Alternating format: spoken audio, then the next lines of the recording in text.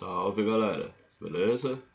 Aqui é o Ricardo Mineiro fazendo mais um videozinho pra vocês aí sobre matemática, explicando a fatoração, os pêndulos e o comportamento da matemática. Espero que vocês estejam conseguindo acompanhar aí. Eu não sou muito bom de explicar, mas eu estou tentando desenvolver aí umas habilidades para poder estar explicando essas ideias aí, que é uma parada que eu acho mó legal e que desde pequeno eu tenho essa facilidade, assim, pelo menos eu acho que eu tenho mais facilidade, mano. Ó meu ego lá em cima. Mas, tipo, pelo menos eu tenho dificuldade de falar com os outros, pelo menos isso. Isso pode às vezes pensar que eu tenho uma facilidade, mas enfim. Vou mostrar aqui pra vocês, se vocês quiserem discutir a ideia, mano, só chamar aí, vamos conversar. Eu vou mostrar uma coisa aqui sobre os números quadrados e os números semiquadrados e sobre as raízes dos números, beleza? Então, vamos nessa aí, ó.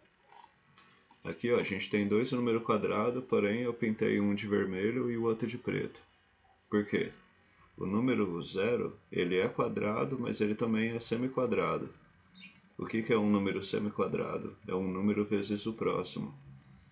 Então, ó, se a gente pega zero vezes zero, é zero, que é quadrado.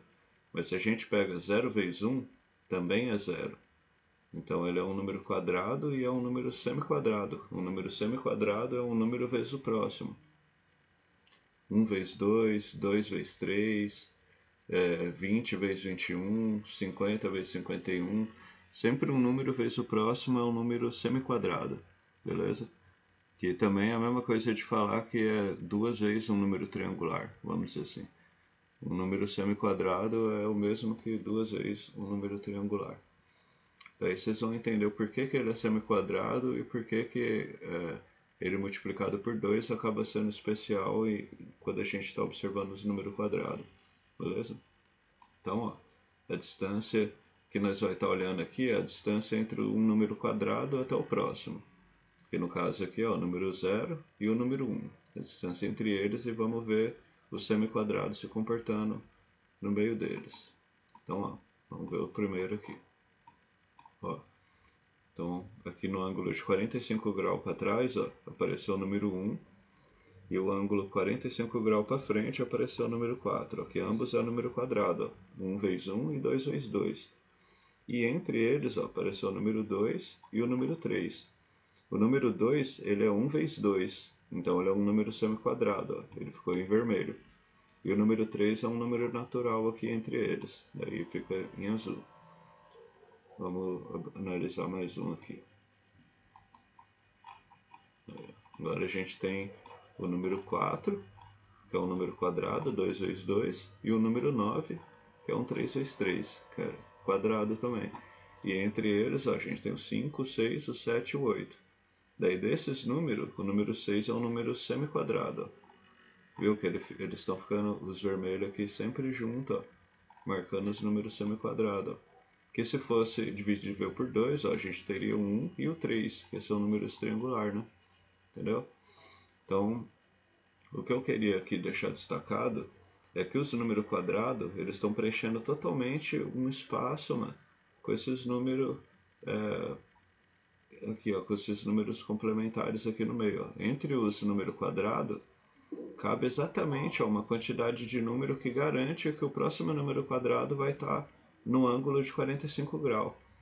Então, se eu tenho aqui um número quadrado voltando para trás, ó, em 45 graus, o próximo número quadrado vai estar a 45 graus para frente. Ó. E sempre vai ser assim. Ó. A gente pode colocar um número bem maior aqui no, nossos, aqui no nosso tamanho, ó. E ele vai estar sempre se comportando assim, ó. A distância de um número quadrado para o outro é um ângulo de 90 graus. Ó. Eles vão estar em 45 graus, ó. Só que juntando os dois dá um ângulo de 90 graus. Então isso garante que um espaço vai estar totalmente preenchido por uma natureza, vamos dizer assim. Então a distância entre o 1 positivo e o 1 negativo também é 90 graus. É uma parte que eu queria destacar aqui para vocês, essa curiosidade. Os números quadrados, eles estão aqui alinhados onde é os pêndulos do 1. Se a gente tira a raiz aqui desses números, a gente vai ter os múltiplos de 1 aqui, ó. Se a gente tira a raiz do 1 é 1, do 4 é 2, do 9 é 3, do 16 é 4. Então eles estão ocupando aqui o espaço do pêndulo do 1. Então, esses números azul aqui que estão no intervalo, junto com esse semi-quadrado, eles acabam sendo as raízes nesses intervalos, quando a gente tira a raiz. Porque se esse número 9 aqui vira um 3 e esse 16 aqui vira um 4, a gente tem o 3 e o 4, a gente pensa que, 3 e um 4, não tem nada ali entre eles, né? E às vezes tem até uma dificuldade para achar a raiz que tem entre eles. Mas entre eles tem a raiz do 10, do 11, do 12, do 13, do 14, do 15. Todos esses números aqui têm a raiz entre o 3 e o 4. E isso serve para todos os números aqui, ó. Entendeu? Todos os números aqui vai ter essa característica. E isso é uma coisa assim que, pelo menos na época que eu estudava, não era discutido. E serve muito assim para raciocínio, para poder a gente entender o comportamento dos números. Eu acho que é bem importante.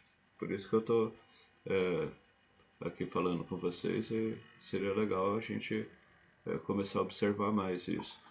E sobre o comportamento da curva aqui no meio, que apesar dela estar distribuída assim, a distribuição, quando a gente já compreende a curva, a gente consegue ver ela agindo em várias distribuições, porque ela é um comportamento natural da matemática.